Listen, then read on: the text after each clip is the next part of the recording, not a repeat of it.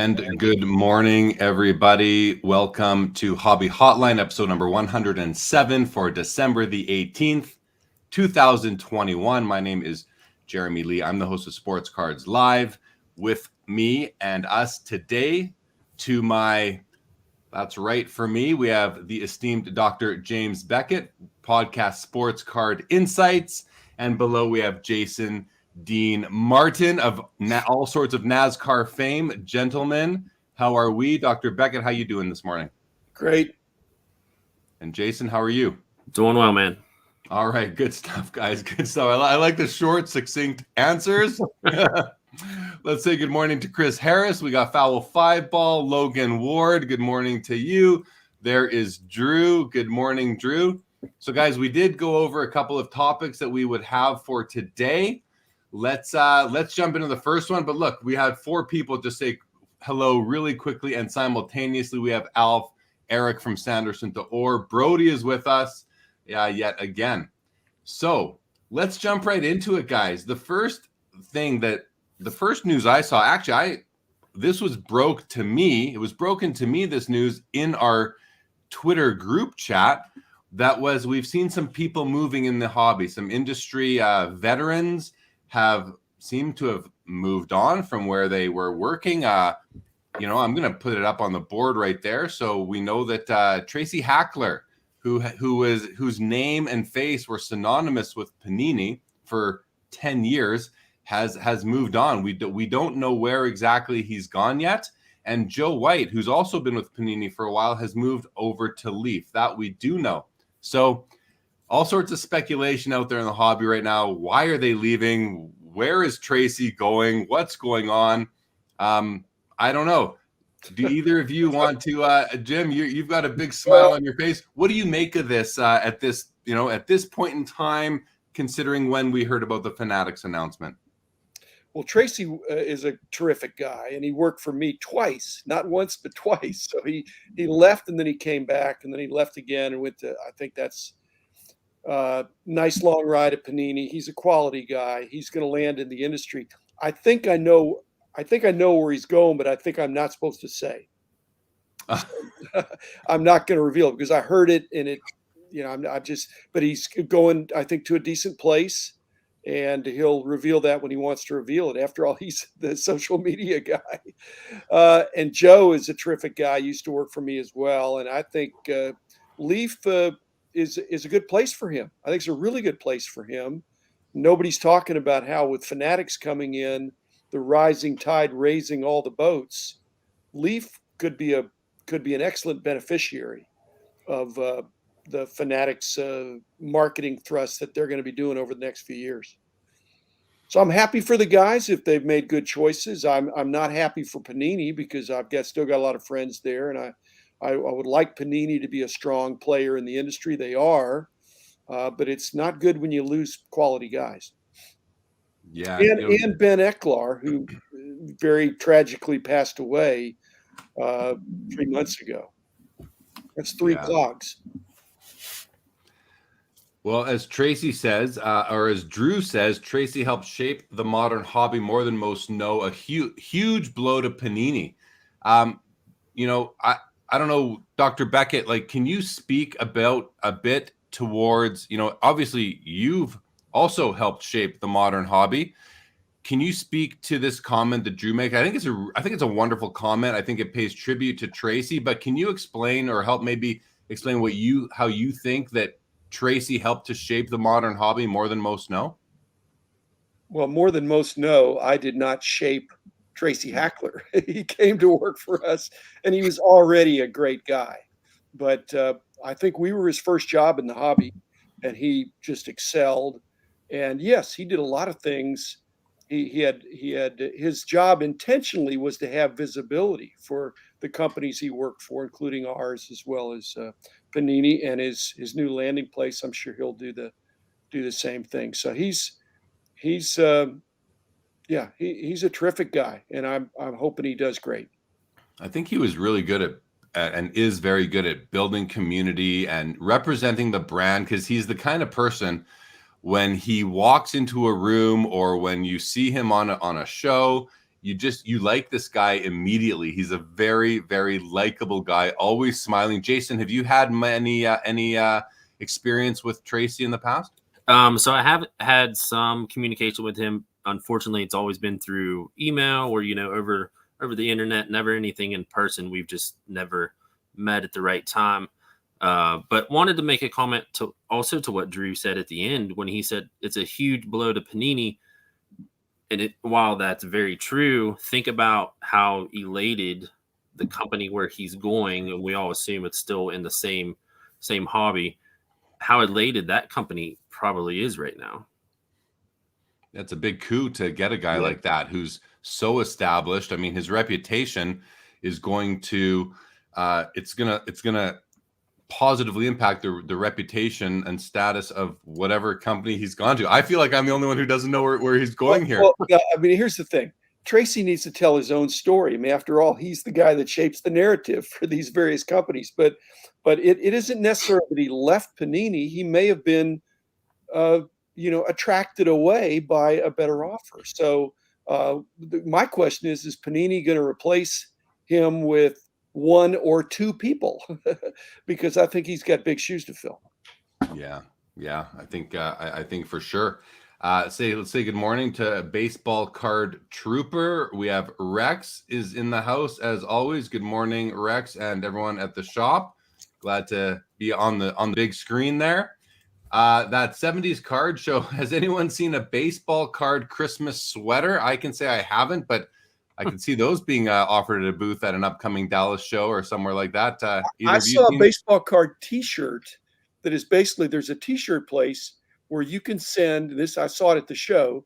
You can send in, 5, 10, 20 of your favorite cards, and they will fashion a design, a collage, which is, not just on the front of your shirt, but your whole shirt is made up of cards. And so you could stick some Santa cards in there and some other kinds of things and have a one-of-a-kind hobby shirt. Now, where you'd wear it other than to a card show, I'm not sure. Yeah. Let's bring up Brody's comment here. And I want to mention, because Brody does his 12 days of Christmas sort of Advent type calendar on his daily Rip show. So good morning, Brady and Brody, and hope that your project is going well again this year. He says Tracy is a great guy. He really helped me with getting connections at Panini and was always so nice and treated me like a friend, not a kid. That says, I mean, that's just a wonderful comment and great for you and him, Brody. Yeah, Rex, inquiring minds want to know. I'd like to know as well where he's going. Logan says he's a class act, one of the nicest, most giving people in the hobby. Super proud for him. That's great. That 70s card show says Dr. Jim called on his podcast this week with fanatics rating the cupboards of other companies. Dr. Jim, what do you have to say about that? I hope I wasn't calling that, because I'm hoping that doesn't happen. And it wasn't, to my knowledge, it's not fanatics. I'll rule that one out, that I was not told it was fanatics. But let me just say, Tracy had a stressful job. He had a hard job. He had a stressful job. I think he did well at it, but he was in a high stress job for a company that had, a lot of buzz about it. And he was at the focal point of a lot of that stuff. So there's got to be somebody like that in every company, and it's a hard job. Yeah. I'm so curious where he ends up, and wish him nothing but the best. I'm sure he'll do great. Let's move on to the next topic, gentlemen. The next one we have is, I'll just throw it up there. The PSA's magazine, the Sports Market Report, SMR magazine, is going to have a name change here in January to the Simply and quite obvious PSA magazine. So we'll start again with you on this one, Jim, because you have been in the magazine business, this exact sort of thing as well. Editorial, price guide of sorts. You had a price guide. They have a price guide of sorts.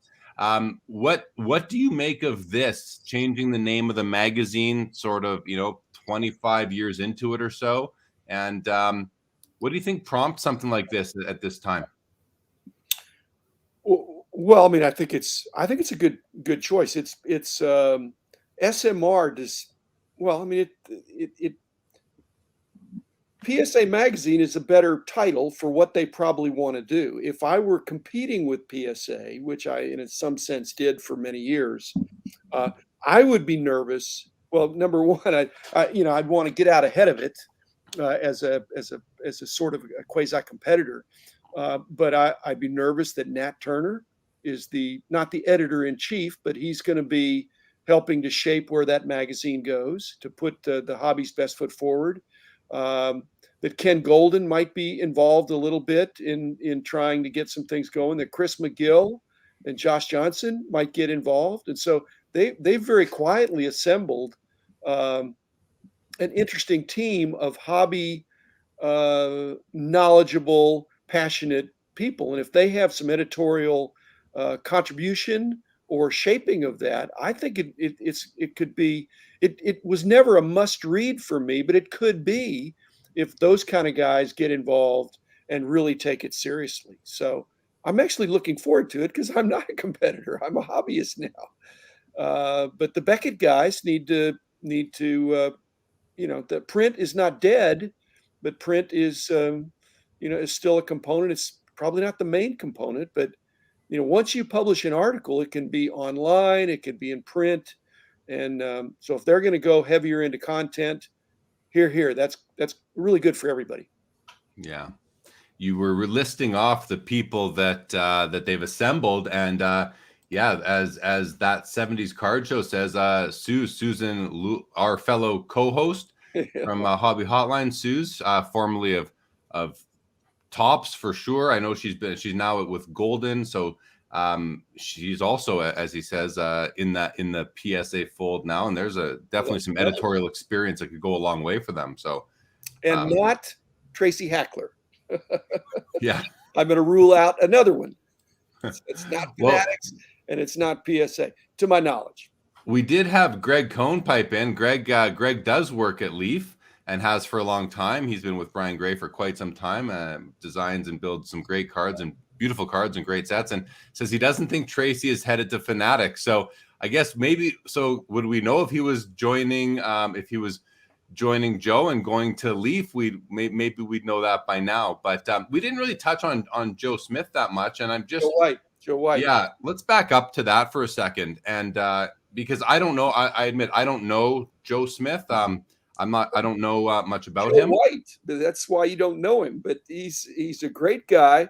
He's involved. He's pretty unassuming, but really good at what he does. He's a great fit for Brian at Leaf. He's going to bring his talents and his relationships over there. So what does he do, Jim? What's his role? I think he's involved in acquisitions and a lot of the game use stuff. Oh, did I say his name wrong? Yes, a couple times. I'm sorry. Okay. Joe White. Sorry about that. I'm sorry about that, Mr. White. I sincerely am.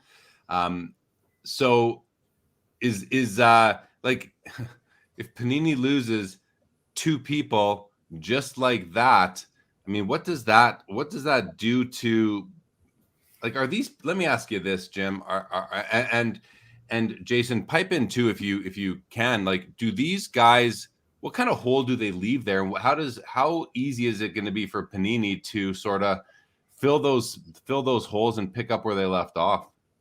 I feel like Jim already kind of explained it in a very simple way. Are they going to replace Tracy with one person or two people? And that kind of shows how much of a hole, I guess, would be left at Panini. I mean, we're talking, how many employees are they going to hire to replace one guy already? That's a big deal. That shows right out the gate how important he was. Well, nothing against Upper Deck or Tops, or Leaf even, but I think Panini 6 months ago had the strongest hobby-oriented team in the industry for really solid hobby knowledge. Again, a lot of them, several of them used to work for me, so I know their pedigree, and they're hard workers, good integrity, and love the hobby. So just a really strong team there. On the other hand, they've lost 3 cogs in the last 3 or 4 months. And So do they have bench strength? Well, I don't know if it's bench strength, but they have a broad, diverse team, and whether they pull together and cover those situations or hire from outside, I don't know. Time will tell. I just want Alf mentioned, he asked if I've tried to get Josh Luber on Sports Cards Live. I've had him on. He was on July the 10th, actually. If you want to go to my YouTube channel, you can go back and see before it was announced that he was going to Fanatics. He did come on and he did allude to it a few times. So it's kind of funny to watch him kind of dance around what his next project was going to be. But that was on July 10th, episode 105 of Sports Cards Live, if anyone wants to go back and check that out. Okay, back to the magazine now, and over to Jason. I don't think you had a chance to pipe in on that too much, but do you want to take a shot at what your thoughts are on the name change? I mean, I think in the email blast that went out yesterday, there's a quote from Nat Turner that pretty much sums up, I think, why they did it. The quote says the collectibles community is much bigger than sports. And it's that thing of, if your title of your magazine is Sports Market Report, you're automatically eliminating some people that are just going to say, well, I collect Pokemon or, Magic or whatever. And they're going to think, well, that has nothing to do with me, so I'm going to pass. And I think changing the name, like Dr. Beckett said, that's kind of changing with the times, and that's where they need to go and move in that direction. But also, when you look at it, it's been around for 27 years, and they're changing the name now.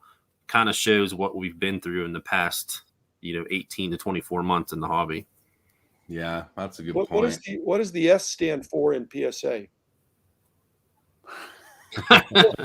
You got me on that one. I'm just saying, but still, PSA is a broad, strong brand, and I agree, Jason. I think they're going in the right direction.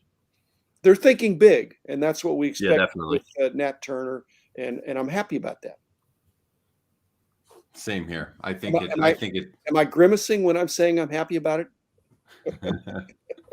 I am happy about it. Well, speaking about what you've done in the past, there was a comment here. Canton Card Collector says, I prefer Beckett in print to, I suppose, the online thing. It is nice to actually have a magazine in your hands and flip through. We're so used to being on our phones all the time. Having a magazine, whether it's the new PSA magazine, the Beckett magazine, or the Basketball Card Fanatic magazine, it is nice to just have those ready to go. Greg does tell us that Joe White will be heading our customer service department, but will have his hands in other things as well. So that's nice to know. Rex says that Fanatics will undoubtedly be recruiting industry execs from other card companies. That's inevitable. So let's talk about that's inevitable part. Is it inevitable? Do you guys fully expect this to happen? Well, let me just say this. I think Fanatics will be recruiting industry execs. They're either going to buy something or they're going to acquire some people, and they would be execs. Panini doesn't need to recruit industry execs. They need to recruit industry insiders, not the same thing as executives. I mean, Joe White is not an executive, but and Tracy Hackler really wasn't an executive. There were boots on the ground, guys that really knew what they were doing, and they could field any question, and you just can't train somebody immediately to do that. You don't bring in somebody from some other packaged goods industry to say, hey, now you're going to be in the trading card industry. And Fanatics, I'm hoping that they're going to recruit industry insiders. If they're executives in other industries, surely they have some collecting. They're collectors. I don't want to train somebody from outside because it's different than other industries. It's different, better.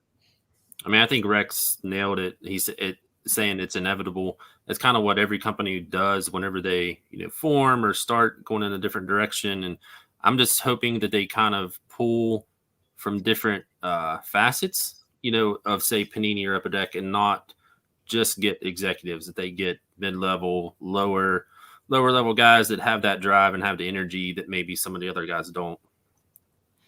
Yeah, Dr. Beckett, you said that that Panini doesn't need to hire executives. No, they need to retain executives right now, and maybe they need to. I guess we'll see what happens with them going forward. But My point is, the people that contact me, they say, "Hey, I want to get in the industry." They're not looking to come in to be the president of the company. They're coming in to just work in the industry. And I think there's a lot of people that want to do that. And if they bring their skills from whatever they were doing and their passion for collecting, then to me, it's join the team. Fanatics has to form a team, and that starts with it's not just the getting a president or vice presidents. It's getting people who are going to do the work that really understand the customers. And they have some time to do that, hopefully. So, all right. Let's say Shabbat Shalom to Rich Klein and everybody. Greg says that diversity will be key for every company in this hobby going forward. That goes without saying. Yeah, I think it's a great initiative for everybody, for sure. Happy holidays to Chad Shipper.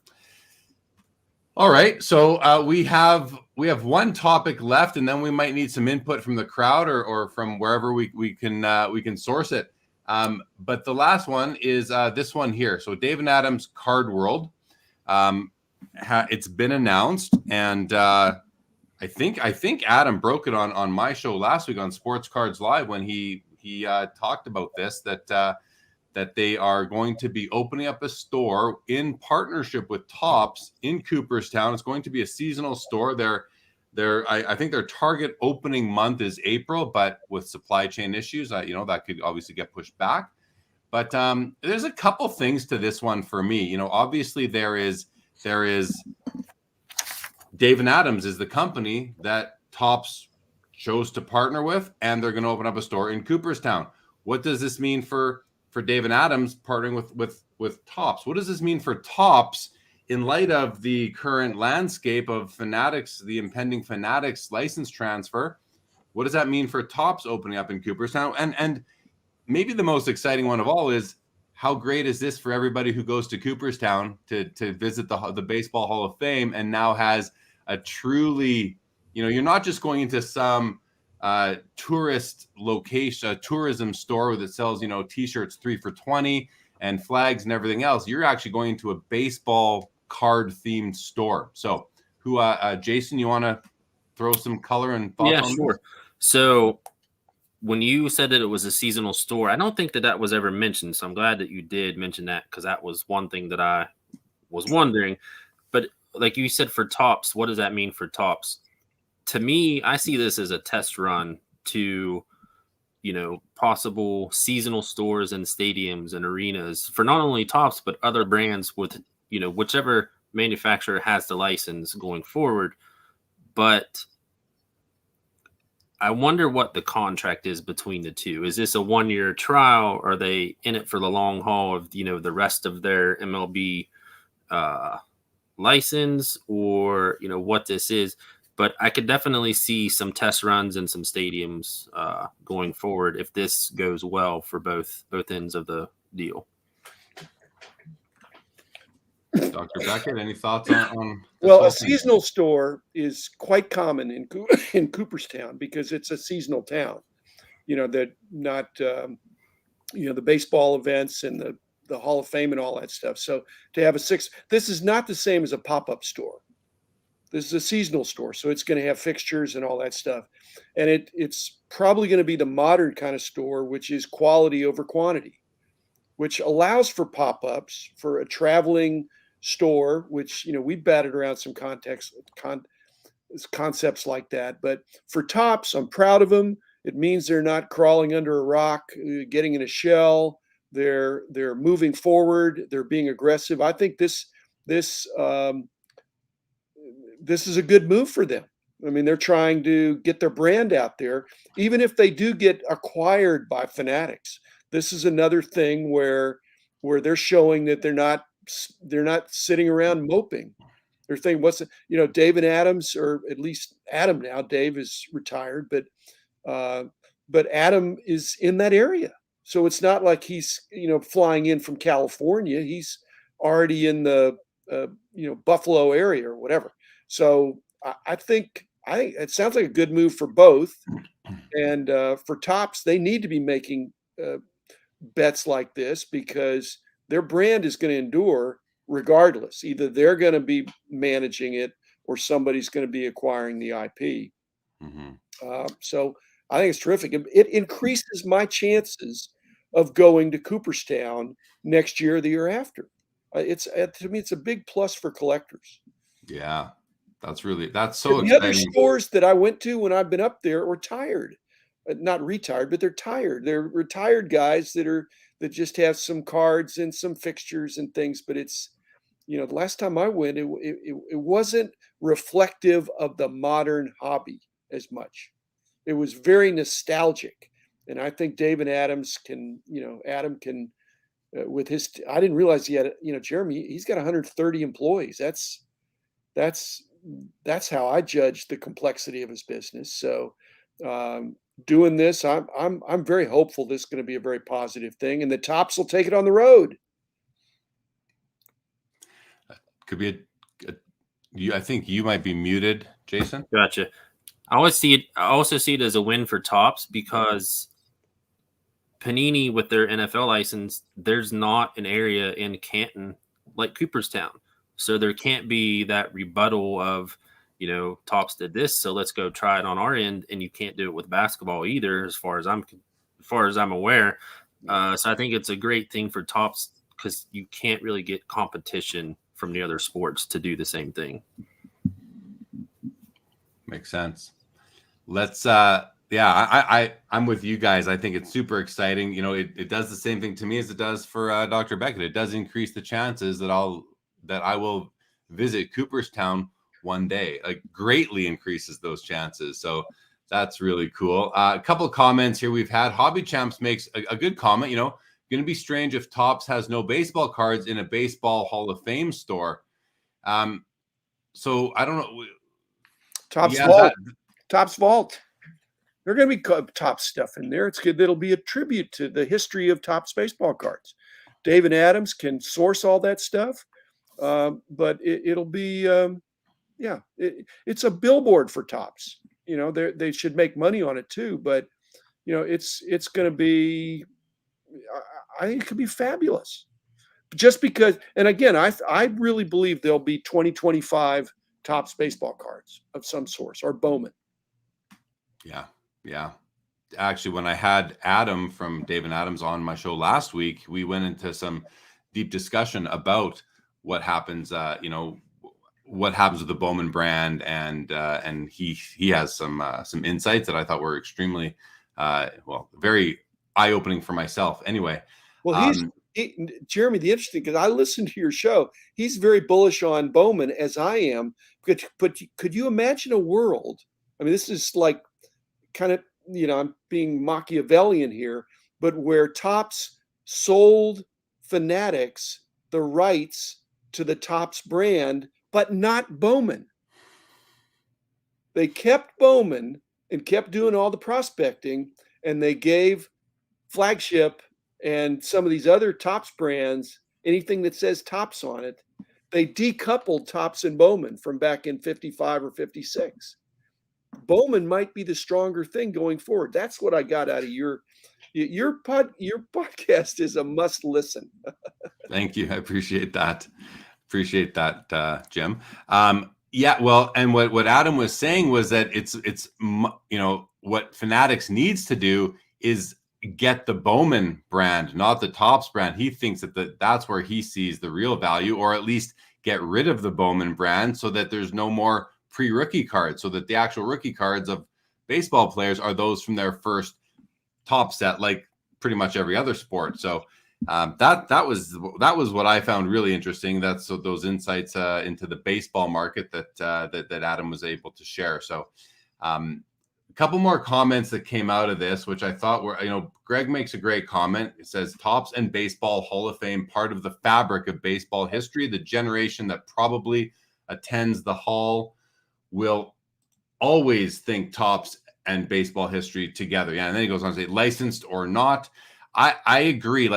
This is something that I think a lot of people don't realize, or they're just not thinking about this, which is, yes, Fanatics is going to come in and under whatever brands they're going to control these licenses now for the next however many years.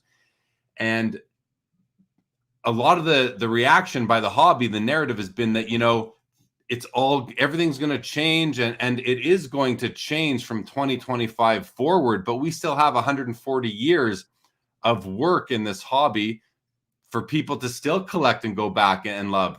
Fanatics is really only going to be able to change the cards that come out from this point forward, or the point that their license becomes effective. So, you can go into the Dave and Adams Cooperstown store, and while you might not be able to purchase Topps branded cards in 2025, as Jim said, you're going to be able. It can be a museum, a tribute to the history, but there's also, for Topps, there's still 70 years of cards left for people to collect and chase, and that they could sell as singles, which is, we don't have the Hall of Fame running this store. We have Dave and Adams running the store, and they will, I'm sure, make sure that they have singles and Hall of Fame rookies and all sorts, not just Hall of Fame rookies, but nice Topps cards going back to 1952. Greg he says there's no question Topps will have baseball products in 2025. So, I mean, my response is there really no question, or is there still a bit of a question, Greg? I don't know, but I think the hobby would definitely want that to be the case. What do you guys think? Just put Topps in quotes. Yeah, exactly. So Eric brings this one up. He says, "Will Topps make non-licensed cards like Leaf does?" And at this point, Greg would be a great. I didn't put the call-in information up. My bad, guys. If you want to call in, there is that. That's where'd the link go? There's the link on the bottom, everybody. If anybody would like to call into the show, Greg, direct invite to you to call in, because you definitely have some insights into all this. I think could be really great to have. I'm going to also put the link in the chat, so it's even easier for people to, I believe, to click on. So let's get that in there right now. There it is. It's in the chat. Yeah, if anybody wants to call in, please do. Greg Cohn. Canton Card Collector says Fanatics might put out a great product. Nobody knows. We shall see. That's another thing. Maybe Fanatics, like Jim said, they need to build a team. They need to recruit. They need people from the boots on the ground to the C-suite. And who knows? Maybe they will put out a great product. Anyone want to make comments on that? What are your thoughts on? Of course they will. They're for sure. Each company, they're not going to mess up. Now, the only mess up that we're concerned about is overproduction, over optimistic projections of demand. They're going to try to increase demand, but they need to be careful there. They can't double demand overnight just because they're Fanatics, I don't think. Hey, going back to that previous comment that you had up there, Topps is already making non-licensed cards, but they're with that Bowman Next. I saw yesterday they have some basketball ones that, the guy played for Duke, but that didn't say Duke on his jersey. So they're already there. Now, I'm sure his question was more directed at baseball, but I would imagine if they're going to do it with the other sports, they're going to continue with that as well. Well, and as Rex mentions, and kind of heard Josh Luber say this as well, that he doubts that we'll ever see a Fanatics branded card. And then here's a piece of insight that Greg shares, that Fanatics hasn't even tried to trademark any names or themes for sports cards yet. That right there might be the most telling piece of information. Why are you chuckling, Jim? The joke is because they're all the names are taken. It's a good point. It's not true, but if you've thought, I'm sure they're just thinking up new things. So, well, he said, time is on their side, but you have to start building brands at some point. Yeah, for sure they do. And boy, that's what, the nice thing about all this is we sit here. I feel like just fumbling as I'm speculating in my head what's going to happen.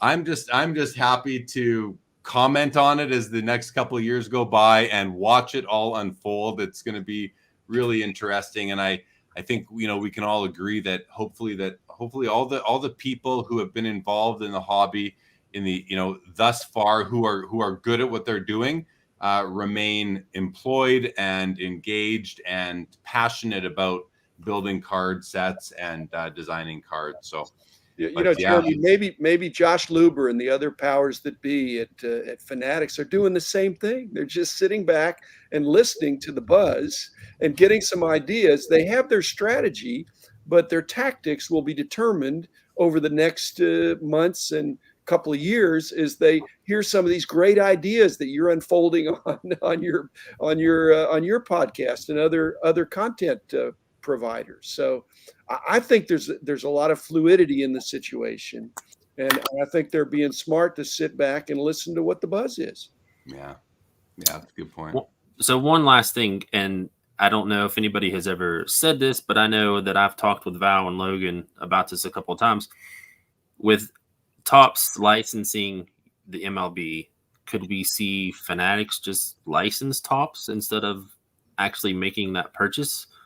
Kind of going the possibly cheaper route and seeing how it goes for a test run for a couple of years? Brian Gray shot that down, but I think it's a possibility. I think it's a possibility.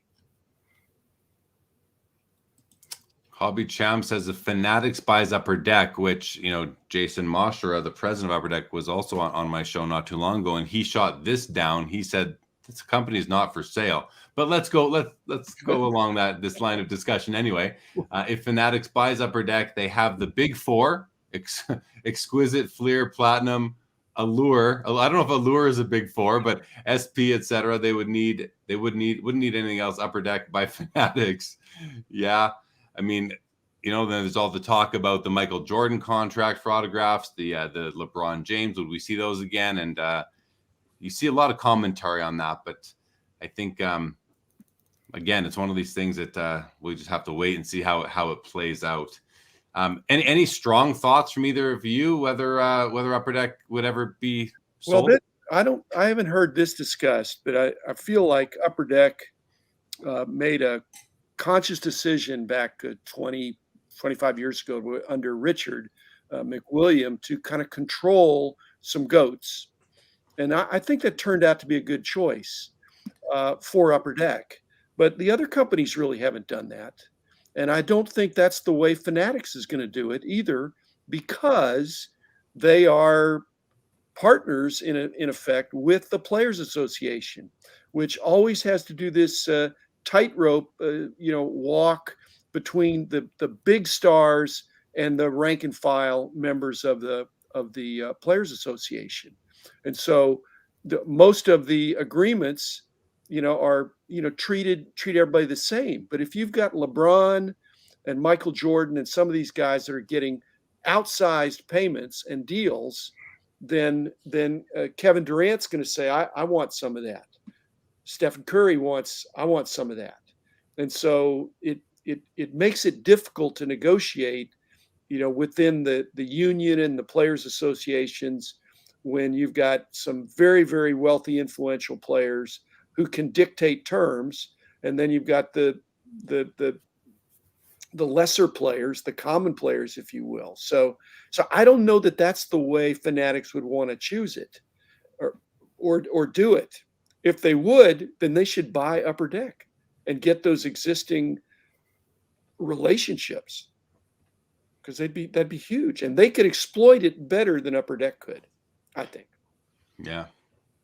Well, and Hobby Champs does make the comment that he meant the big four sports. So getting Upper Deck would certainly. It's going to be interesting as we do see this all unfold. As long as the sports licensing doesn't change from what we know right now, it's going to be an interesting case study in, looking at what Upper Deck does compared to what Fanatics does, and hockey in particular being the biggest of the sports that wasn't taken over by Fanatics. It'll be interesting to watch how hockey does relative to the other three, to baseball, basketball, football, if they do remain outside of the control of Fanatics, which right now that is all indications are pointing to that. So I'm looking forward to seeing what happens there. As a hockey collector, I was happy that Upper Deck was able to extend their license because I like their products. Whereas with Fanatics, it's just uncertain. You just don't know what you're going to get. And I think a lot of collectors, never mind shop owners and distributors and breakers, are nervous.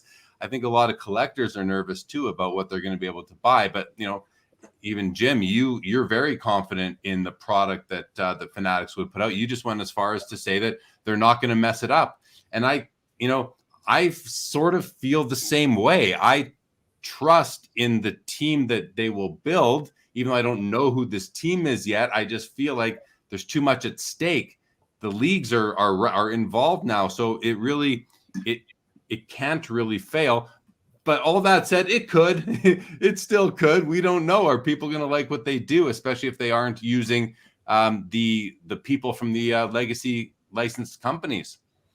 This is an industry that's more about marketing now than it is about design. I mean, the design, the acclaimed designs in the industry, in many cases, are from decades ago.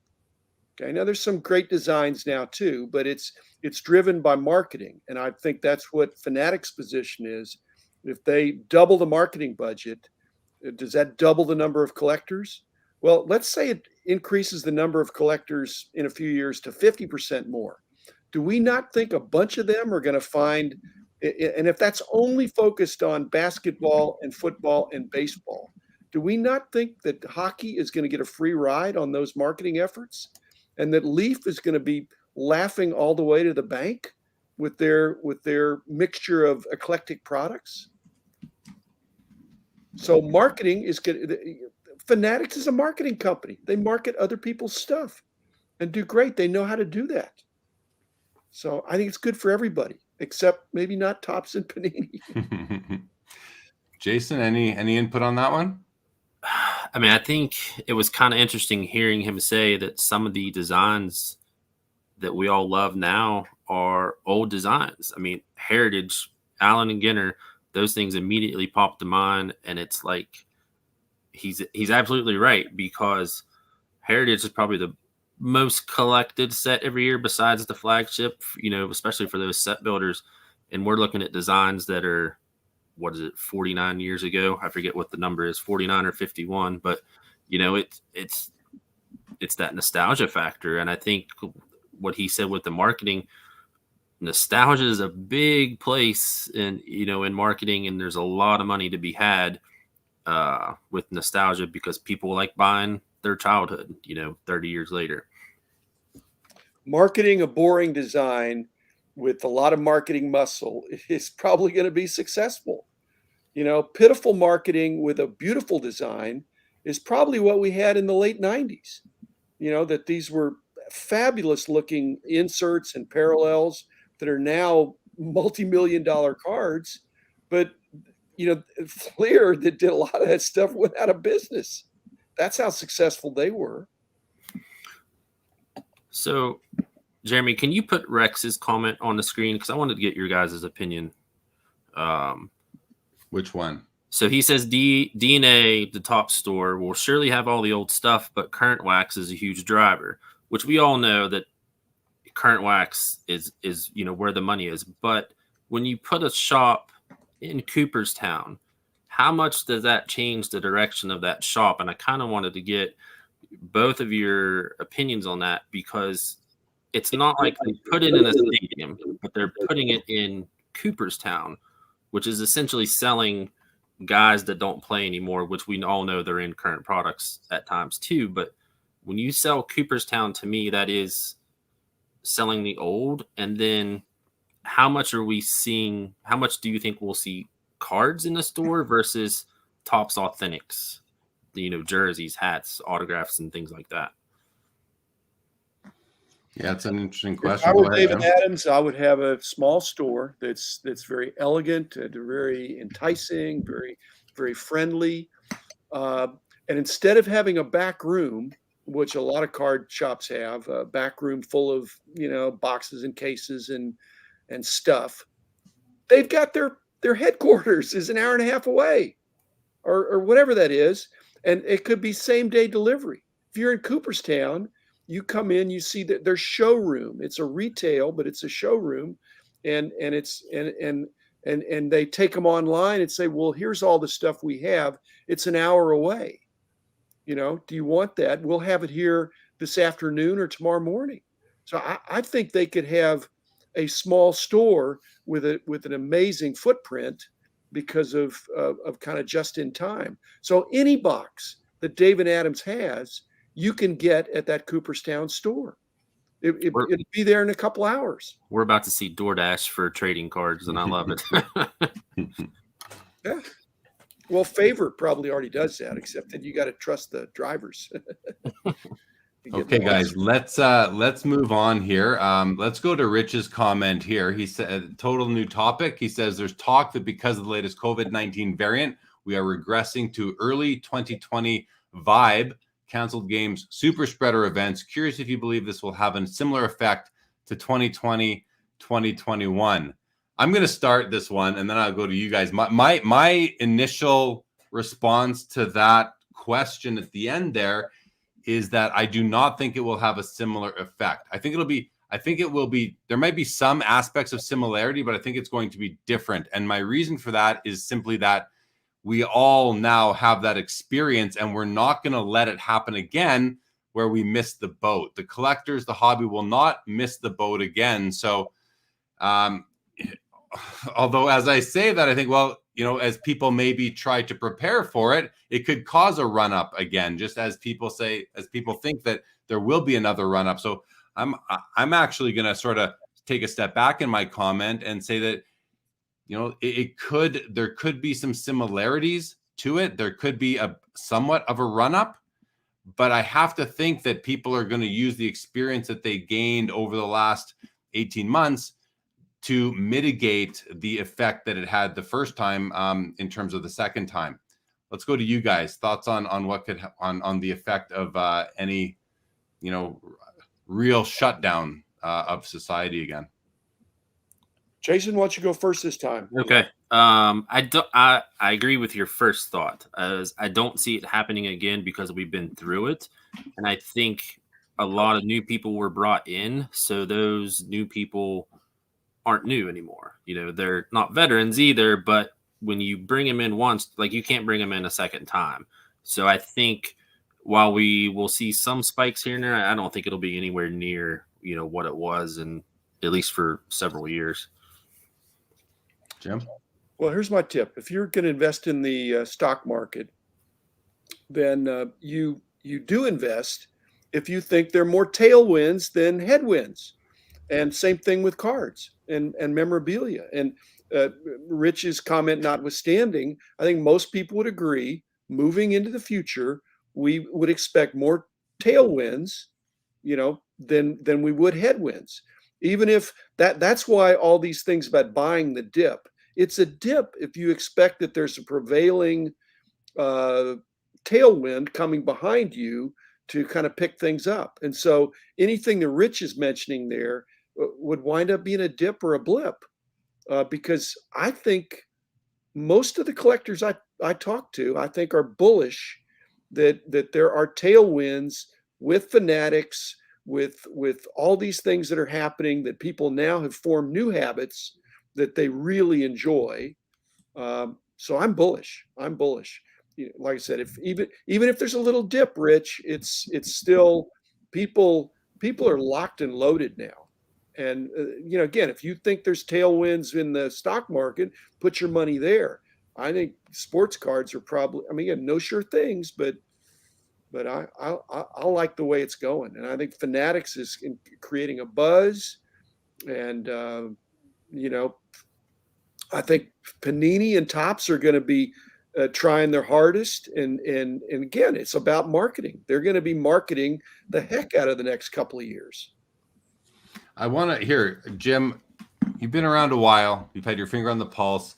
This is something that I've wondered myself. SCA Sports Card says, I don't think we have hit the number of people in the hobby that were in during the 89 to 93 era. What are your thoughts, Jim, on that? Even to quantify it, if are we at, do we have, are there 75% of the collectors today that we had in that junk wax era? Is it, do we have more collectors today? What do you think of that? Well, I mean, it depends on how you define collector and how you define hobby. The similarity is that there were a lot of people then, and they were in and out. They were quasi investors, and they weren't quick flippers in some cases. They were long-term flippers that they were buying and holding, thinking that by now, which some of the products have actually turned out okay, but I'm hoping that this is. I don't think Fanatics is thinking that. I think Fanatics is thinking whatever that was. That's a portent of the fact that in 2025 and going forward, it's going to leave that junk wax era in the dust. The only reason there was junk wax is because there was mass production and not enough people opening, using, collecting the product. They were putting it away.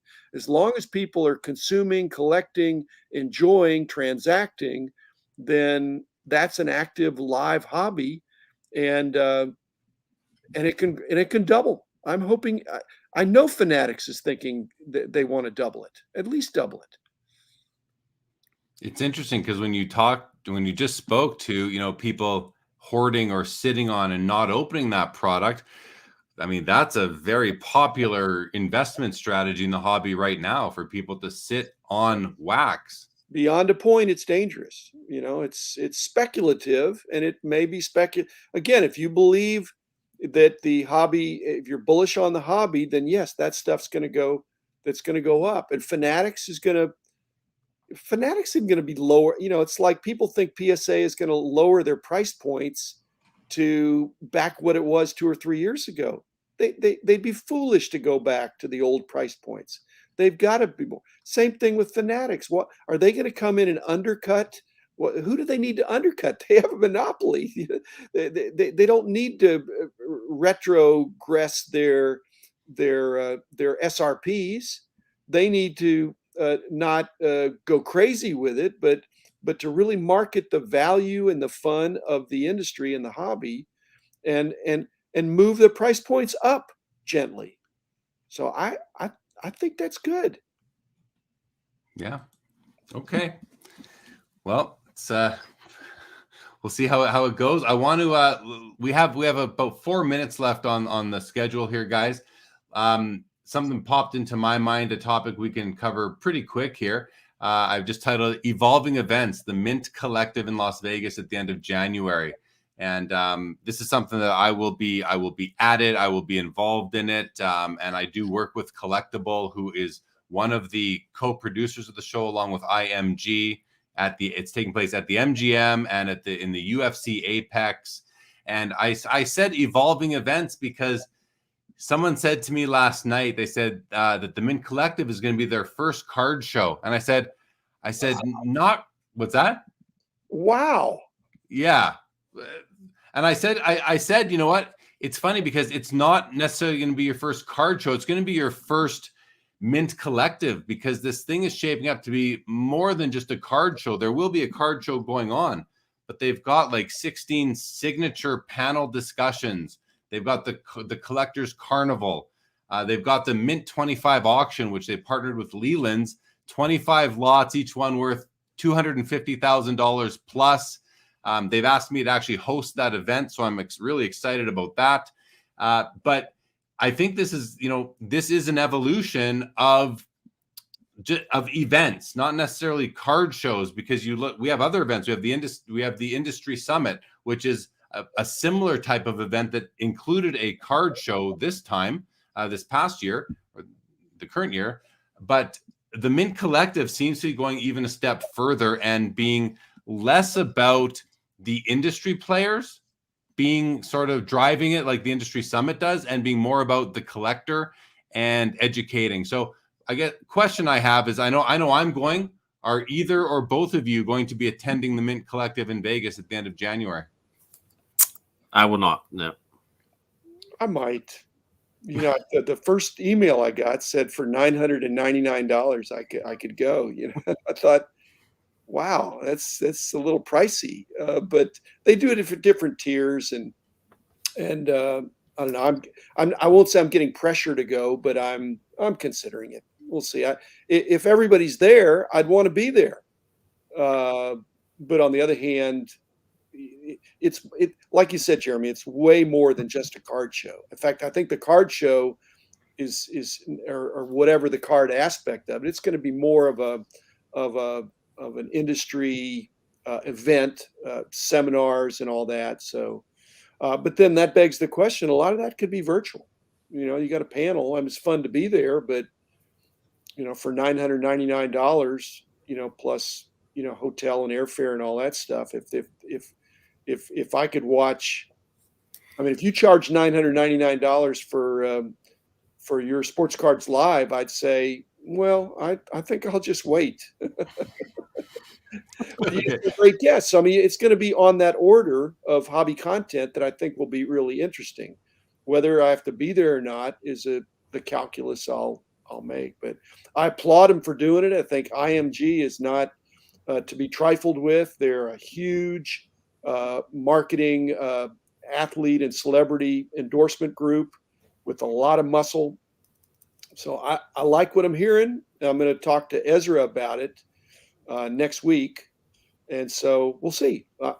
I'm excited about it, Jeremy. I may or may not be there. I think seems to me like you will be there, Jim, and I look forward to seeing you there. I hope you're there. The price tag, yeah, it is steep. You're getting an in-person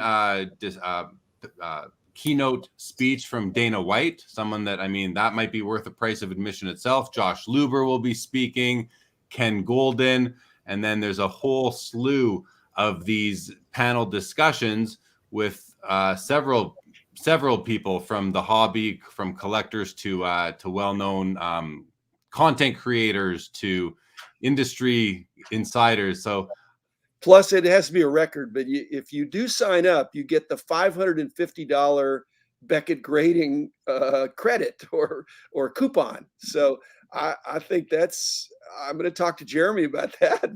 Hey, can I get some of those coupons? yeah. Since it has my name on it. Good point.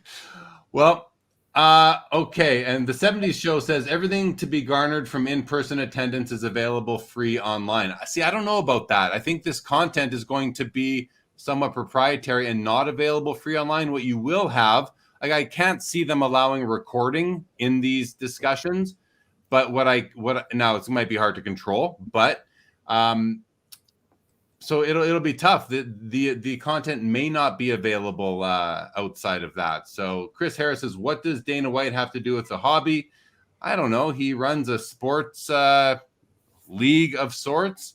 That's something for sure. He's a marketing genius. Marketing genius. There you go. Okay, guys. Well, listen, we're at the 1 hour mark. Let's wrap this up. Any parting comments, Jason? Anything you want to sign off with? Nothing other than it was nice to be on here with you guys today. Thank you. And same to you, Dr. Beckett. Yeah. Jason, I'm looking forward to having you on my show.